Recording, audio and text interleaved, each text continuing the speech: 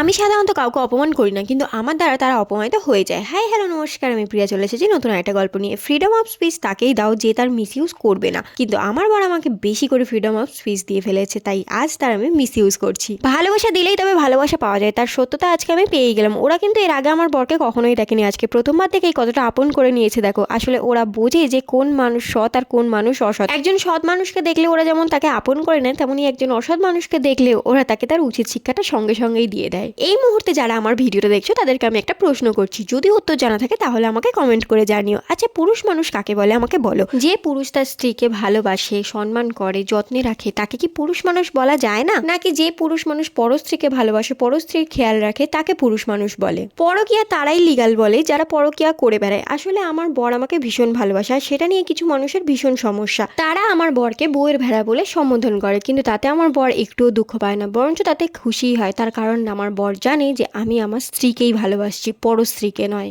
বাইরে খুব বৃষ্টি হচ্ছে, সেই জন্য বর বললো মোষের দুধের চা বানাবে। মোষ আজকে বেশি জল খেয়ে ফেলেছে, সেই জন্য দুধ একটু পাতলা দিয়ে ফেলেছে। আমার বরের সাথে আমার ডেলি ঝগড়া হয়, আর ঝগড়াটা শুরু করি আমি, কিন্তু শেষ করে আমার বর। তেমনই আজকে রান্নাটা শুরু করেছি আমি, কিন্তু শেষ করবে আমার বর। শুরু থেকে শেষ পর্যন্ত আমার কথাগুলো শুনে যদি কেউ অপমানিত হয়ে থাকো, তাহলে প্লিজ আমাকে ক্ষমা করে দিয়ে ফলো করে নিও। টাটা।